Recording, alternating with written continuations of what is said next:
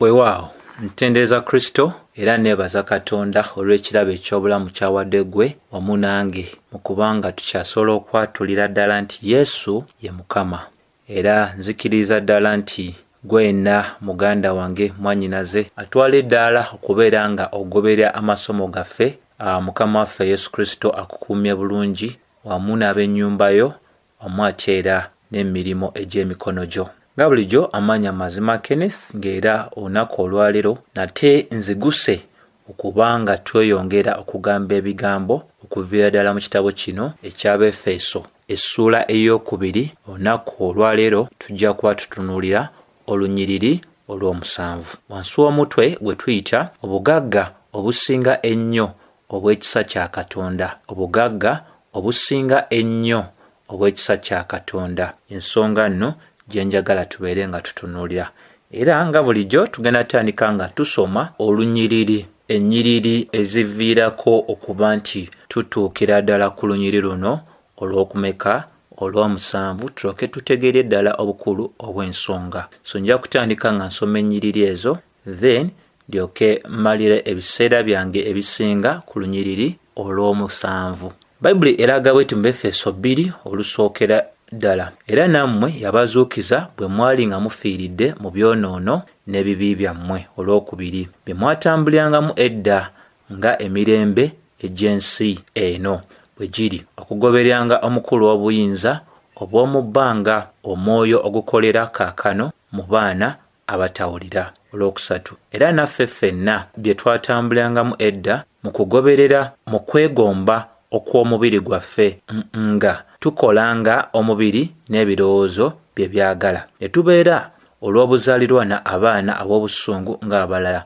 Olwokuna, naye Katonda kubanga ye mugagga ow'ekisa olw'okwagala kwe okungi kwe yatwagala ffe. Olwokutaano, era ffe bwe twali nga tufiiridde mu byonoono byaffe yatufuula abalamu wamu ne Kristo, mwalokoka lwa kisa. Olw'omukaaga, n'atutuuza wamu naye, n'atuzuukiza wamu naye, n'atutuuza wamu mu bifo eby'omu ggulu mu Kristo Yesu. Olw'omusanvu, mu mirembe egigenda okujja alyoke alage obugagga obusinga ennyo obw'ekisa kye mu bulungi obuli gye tuli mu Kristo Yesu. Awo nno we tugenda okubeera nga tutambuliza tumalira obudde bwaffe. So bw'oba otunuulidde olunyiriri luno olw'omusanvu lulimu ebintu bya mirundi ng'esatu bye tusobola okubeera nga twekkaanyiza ddala. Ensonga esookera ddala, ensonga egamba nti mu mirembe egigenda okujja, mu mirembe egigenda okujja.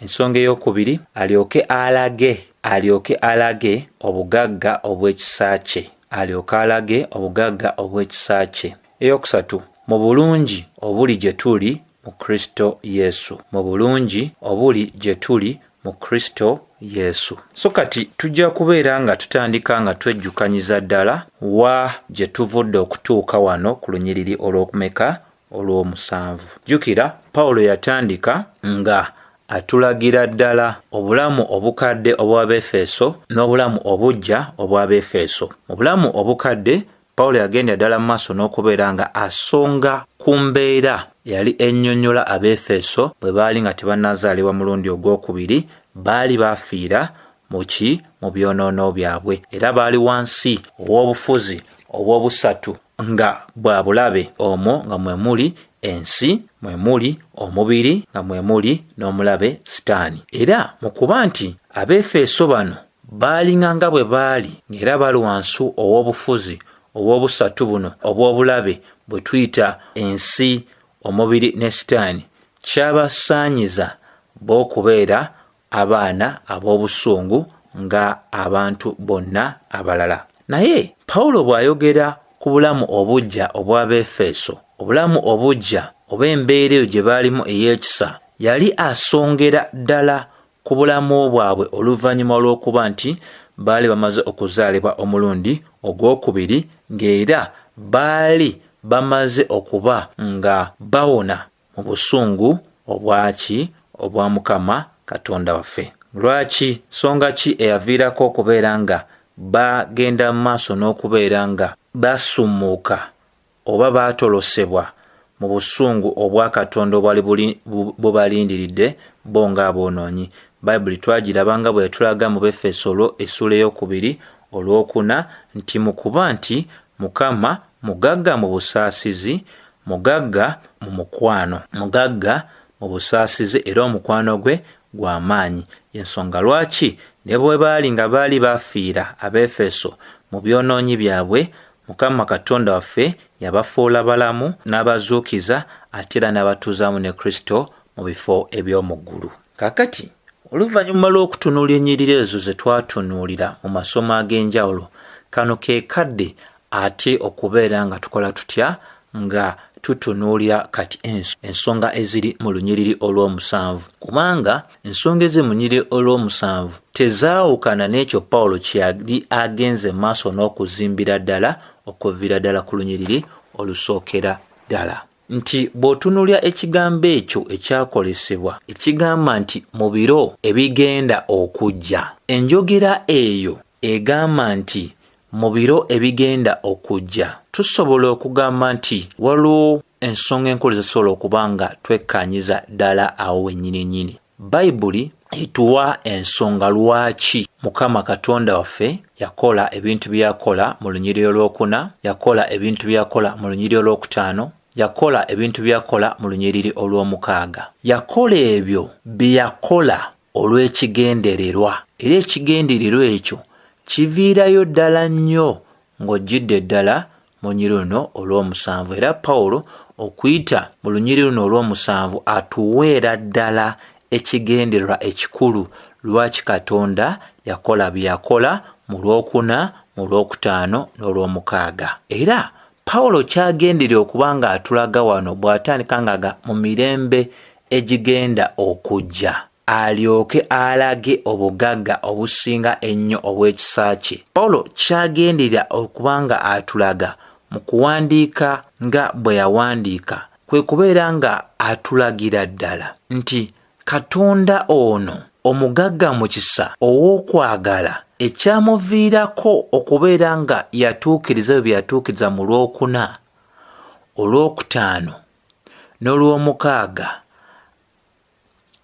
kwe kubeera nti yayagala okuba nga amanyisa nga alaga ensi yonna, emirembe gyonna obugagga obusinga ennyo obw'ekisa kye. Waliwo ensonga lwaki Mukama yakola bye yakola, nti ffe abaali abaana ab'obusungu, Abefeso abaali abaana ab'obusungu, ffe abaali abaana ab'obusungu n'abalala abalijja nga nabo baana ba busungu, lwaki alokola Abefeso naffe n'atulokola abaakaakano? Kubanga yalina ekigendererwa. Ekigendererwa ekyo si kirala. Ekigendererwa kyali kitunuulidde emirembe egigenda okuba nga gijja.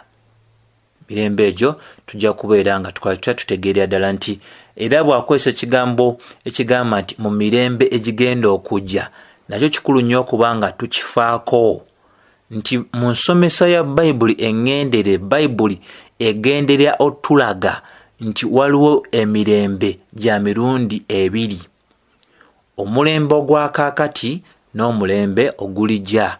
Oba osomye Luka essula 18 olwa29 paka olwa3 lutusongera ddala ku nsonga eyo, era njagala mbeere nga nsoma olunyiriri olwo lutuyambeko okuba nga tukwasaganyiza ddala ensonga etuli mu maaso kaakano.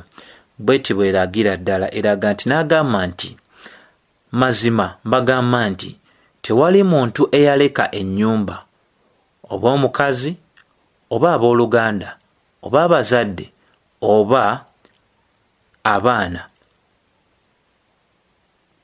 olw'obwakabaka bwa Katonda ataaweebwe nate emirundi mingi mu biro bino ne mu biro ebigenda okujja, obulamu obutaggwaawo. Ekyandiikibwa ekyo kinywereza ddala nga kiraga nti waliwo ebiro bya mirundi ebiri, ebyakaakati oba bye tuyita bino, n'ebiro ebyo ebigenda okuba nga bikola bitya nga bijja. Ensonga eyo y'emu tugiraba mu Matayo essula ey'12 olwa 3:2 ne Matayo essula ey'13 olwa 22, Baluumi 12:2 etulaga nti tetugwande na kukyusibwa na mirembe gino. Bakolinso kisooka 10:11 etulaga dano eby'endagaano enkadde ebyatuwandiikibwa byawandiikibwa eri ffe abali ku nkomerero ey'emirembe gino. So ensonga emu gy'ola ne Matayo essula ya 28:2 Mukama waffe ng'amaze okwogera n'abayigirizwa be yabasuubiza n'agamba nti laba ndi wamu nammwe okutuuka emirembe gino bwe ginaakola gita bwe girigwako. Era tulaba ne Pawulo y'omu mu Befeso 1:21 nga alina ensonga gy'aggusa era ng'aginywereza ddala okulagira ddala nti waliwo emirembe gya mirundi 2 bw'eti bweraga waggulu nnyo okusinga boogera ku bufuzi bwa Kristo, okusinga ofuga kwonna n'obuyinza n'amaanyi n'obwami na buli linnya eryatulwa si mirembe gino gyokka naye ne mu egyo egigenda okujja. So ekyandiikibwa kiragira ddala nti waliwo emirembe gya mirundi 2, waliwo guno n'ogugenda okuba nga gukola gutya nga gujja. Kati awakulu nnyo wakutega nti ate bw'osoma Befeso 2:7 empandiika ya Pawulo eringa ng'eraga nti waliwo emirembe emirala mingi nnyo egigenda okuba nga gikola gitya gijja, bwe yagamba nti mu mirembe egigenda okujja. Katugambe nti waliwo ate emirembe mingi nnyo gisukkuluma ku 2 okuva ku gusooka n'ogwokubiri. So kati ekyo kye tulina okuba nga tutegeera, kubanga ate ne Bakolisaayi 1:21 etulaga emirembe mingi nnyo egy'ebiro ebikadde egyayitawo. Ensonga y'emu gy'olamba mu Befeso 3:9. So kiki kye tusobola okuba nga tunogaanya nakyo ku nsonga eno ey'emirembe? Kikulu nnyo okutega nti bw'oba wekkaanyiza ebyawandiikibwa bye tusomyeko obusomi oba bye tulabyeko, bikakasiza ddala era biragira ddala nti Pawulo bw'akozesa enjogera ey'emirembe n'atayogera mulembe, bw'akozesa emirembe ng'akyogedde mu bungi, ky'ategeeza si kirala. Ategeeza emyaka egisigalidde ekisobola okubeera nga mingi nnyo mu mulembe ogumu oba ne mu mulembe omulala ogugenda okuba nga gukola gutya gujja. So buli wakozesa emirembe kiba kitegeeza nti waliwo ebiro eby'enjawulo ebiri mu mulembe ogwakaakati oba ogugenda okuba nga gukola gutya gujja. Naye bwe otunuulidde Befeso yaffe ey'okubiri olw'omusanvu bwe yagamba nti mu mirembe egigenda okujja talina kirala kyali kunyweza wabula okulaga nti ensonga lwaki Mukama Katonda waffe yakola bye yakola mu Lwokuna, mu Lwokutaano n'Olwomukaaga olwa Befeso 2:7 yagenderera okulaga obugagga obusinga ennyo obw'ekisa kye mu mirembe egigenda okujja. Ekitegeeza nti ekyo kye yakola Mukama Katonda waffe kyali si kyakukoma ku biro ebyo eby'abatume, kyali kyakubanga kigendera ddala mu myaka mingi nnyo egyali gikyasigalidde okutuuka ku nkomerero ey'omulembe guno ogw'ensi eno gye tulimu. So ensonga enkulu yakuba nti tutegeerera ddala nti Katonda yakola kye yakola nga yagenderera kubeera nga atulokola, yagenderera olw'ekisa kye n'okwagala kwe yatwagaza ne bwe tuba nga twafiira mu bibi byaffe yatufuula balamu n'atuzuukiza n'atutuuzaamu ne Kristo mu bifo eby'omu ggulu, nga agenderera okubeera nga ayolesa oba ng'alaga obugagga obw'ekisa kye mu egyo emyaka enkumuliitu, mu egyo emyaka emingi nnyo egisobola okubeera mu mulembe gumu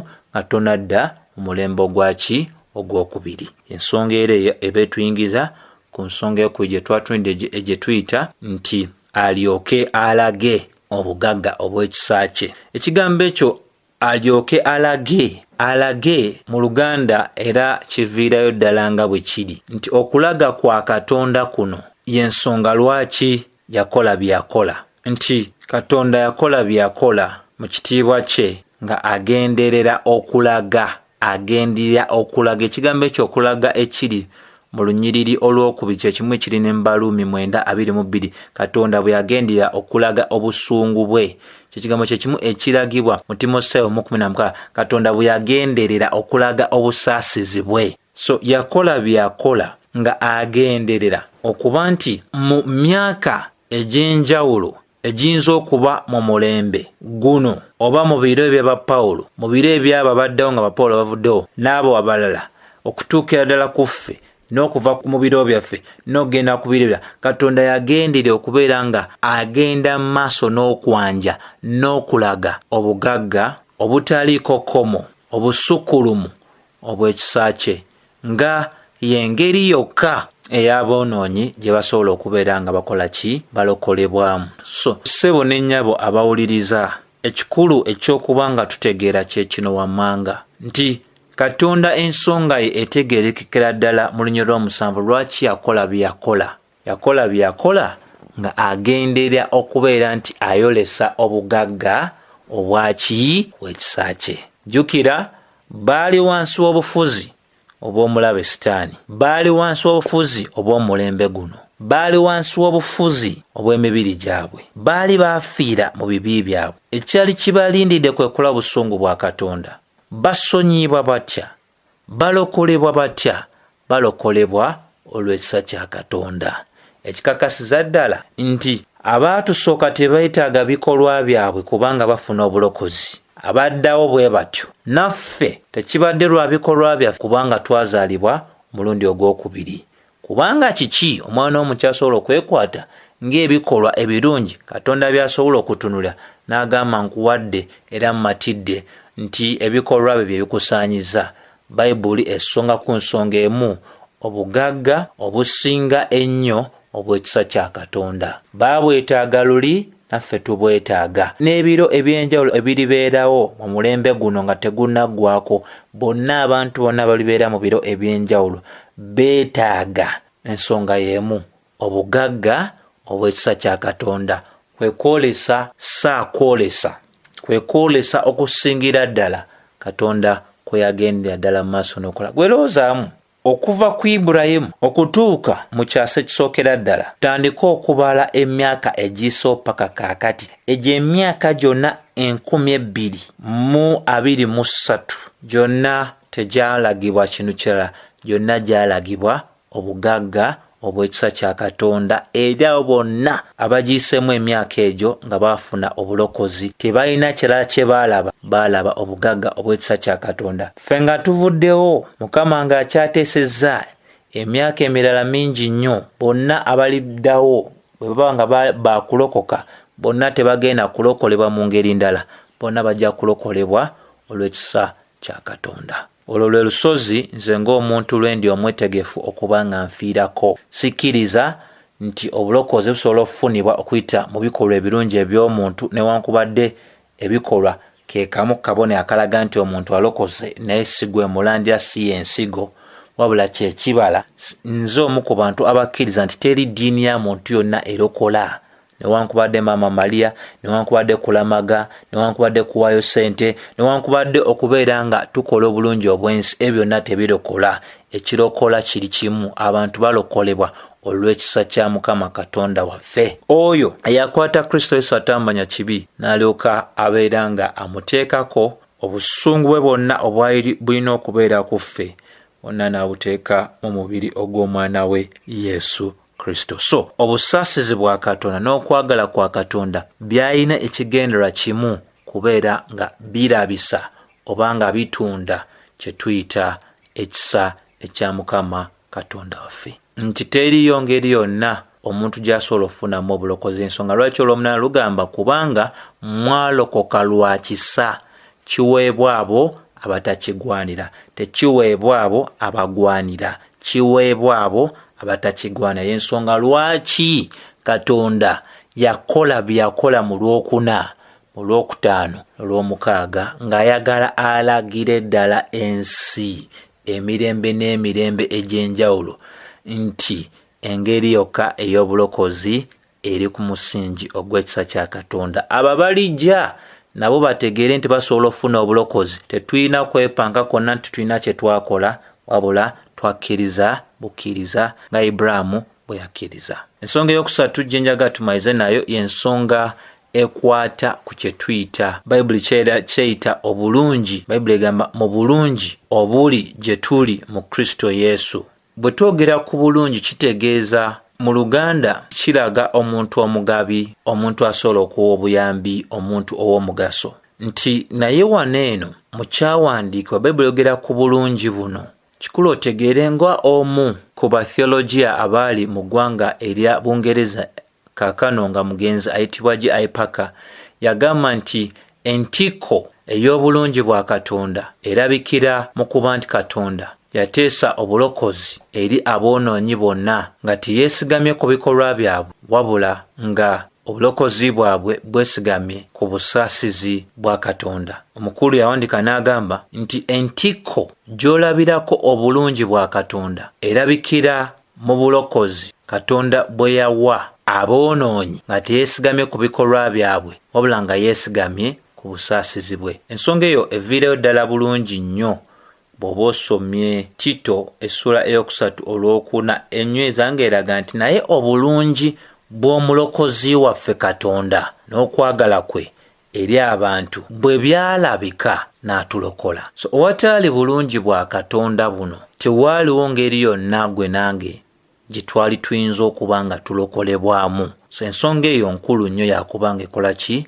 Ng'efiibwako nti ekikwatikako, ekisa kya Katonda kikwatikako mu ngeri ey'obulungi bwakola ki? Bwatukola. Era tusobola n'okugamba nti ne mu bulamu obwa bulijjo tulaba obulungi bwa Katonda eri abantu bonna, ng'abagabira enkuba, ng'abawa omusana, ng'aganya ebimera byabwe ne bimera, abazadde n'abawa ezzadde, n'ebintu eby'enjawulo ng'atuwa omukisa mirimo gy'emikono gyaffe, abalokole n'abatali baki balokole. Wabula ekyo newankubadde Katonda obulungi bwe abukole abantu bonna, naye waliwo entikko ey'obulungi bwa Katonda ebulabikira. Entikko ey'obulungi bwa Katonda erabikira mu bulokozi bw'agabira aboonoonyi bonna nga teyeesigamye ku bikolwa byabwe, wabula nga yeesigamye ku busaasizi bwe. Ago nno ge mawulire amalungi. Kati weebuuza kiki Katonda yakola nga bwe yakola?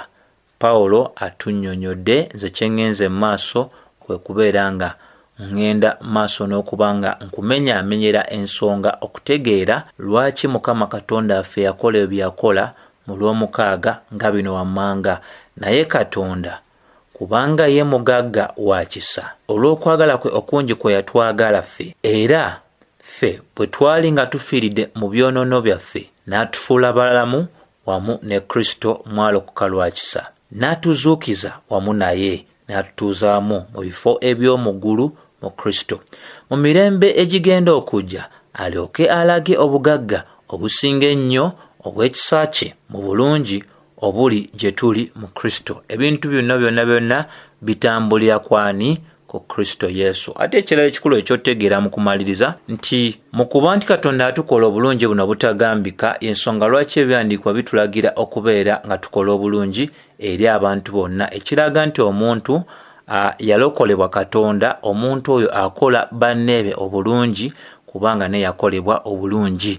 Abakolisaayi 3:12 Petero 2:7 ezonna zinywereza ddala ensonga eyo. Ate singa okuba nga kikulu, teri mu Kristo asobola agamba nze siina bulungi mu nze. Obulungi buno osobola ddala okubeera ng'obulagabala, kubanga obulungi buno bukolebwa mu ggwe Omwoyo Omutukuvu, kubanga obulungi buno kitundu ku kibala eky'Omwoyo Omutukuvu, Bagalatia essula 5:22. So tulaga tutya okusiima kwaffe eri obulungi bwa Katonda olw'ebyo bye tugenze mu maaso n'okutegeera? Zabbuli 9:2 olwokubiri yeetulaga nti tugwanidde okuwangayo okwebaza eri Mukama Katonda waffe buli lunaku, wamu ate era ne mu kukola ki? Ne mu kusinza. Kankusomereko Zabbuli eyo ogirabire ddala bwegenda ddala mu maaso n'okuba ng'ekola ki? Enywereza ddala ensonga. Olusooka n'olwokubiri egamba kirungi okwebazanga Mukama n'okuyimba n'okutenderezanga erinnya lyo, gwe ali waggulu ennyo, okwolesanga ekisa kyo enkya n'obwesigwa bwo buli kiro. So kyekyo kye tugwanidde okuba nga tukola okubeera nga twebazanga Mukama n'okuyimba n'okutendereza oyo ali waggulu ennyo atukola obulungi obutagambika. So sijja kuba nga nsukako wano wabula okugamba nti teeka mu nkola ebyo by'oyize. Mukama Katonda ffe muweere ekitiibwa n'amatendo, mugulumize, muyimbire, mutendereze, ate mwebaze nnyo ku lw'ebyo byagenderera amaaso n'okuba nga atukolera. Weewuunya kaakano we tuli okwogerya oba kaakano w'oli okulya obubaka buno. Bangi bafu, bangi bali mu malwaliro, bangi balina emitawaana egy'enjawulo, naye gwe Mukama akuyambye masekkati g'emitawaana gyonna okubeera ng'okola ki? Nga walokoka oba nga wazaalibwa omulundi ogwokubiri, oba ng'oli mulamu, olina ekyokulya, olina ow'okusula, olina ebyokwambala, olina n'ebintu ebirala by'osobola okugamba nti kituufu buno badde bulungi bwa Katonda. So ffe ffenna tulina ensonga ey'okwebaza Mukama Katonda waffe. So sijja kuba nga nsukako wano wabula ogamba nti ekisa kya Mukama waffe Yesu Kristo kibeere wamu nammwe. Amiina.